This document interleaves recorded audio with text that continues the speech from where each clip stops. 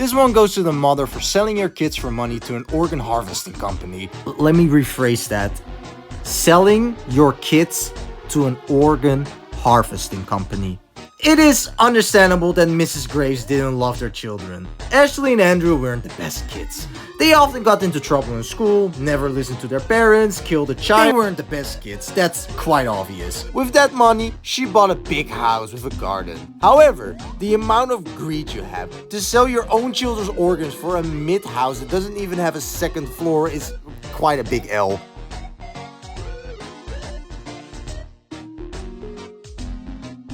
Imagine thinking you're the best sibling in the world and your brother only needs you and no one else, so you kill and harass everyone who even looks at your brother. While in reality, you're an attention-depraved, mentally ill, untalented 20-year-old woman with no ambitions and no social skills and will never find true love, so you try to claim your brother, who is the only person in the entire world who even has the slightest bit of affection for you because you are siblings.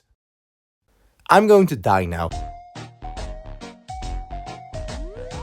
Ashley and Andrea have a codependent relationship with each other. During the progression of the story, and obviously way before the story takes place in the flashbacks, we get more than enough hints of Ashley lusting for her brother, harassing others, even killing others to keep her brother to herself. By getting a room in chapter 2, she's pissed that her brother chose a room with 2 beds instead of 1. Furthermore, in one of the dreams they both shared, they were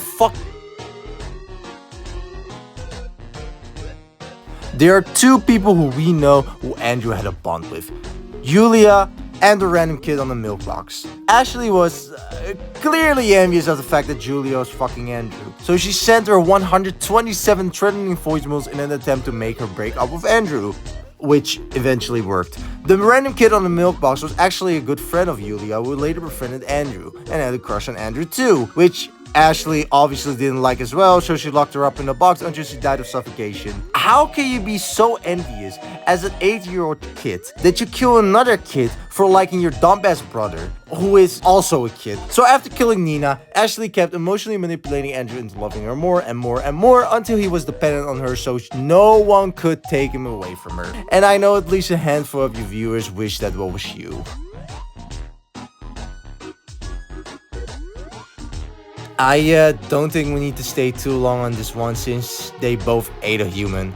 The first one was justified since it was a cultist who worships a demon and they were literally starving. But the second one is so disgusting, like just rob your parents. But eat them? Bro, this file.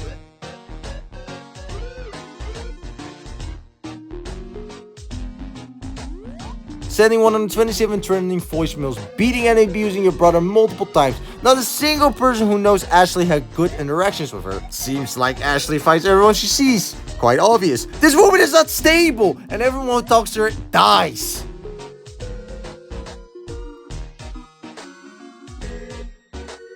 Andrew was the result of a teen pregnancy, as Mrs. Grace was 15 years of age when he was born.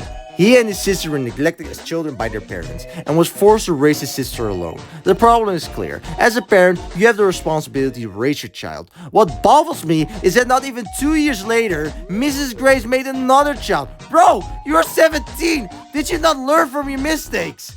And the dad is just a massive bottom who listens to everything his wife says, so I don't really blame this guy, but bro, just grow a spine. And there you have it, all 7 sins in the cover of Andy and Leyley.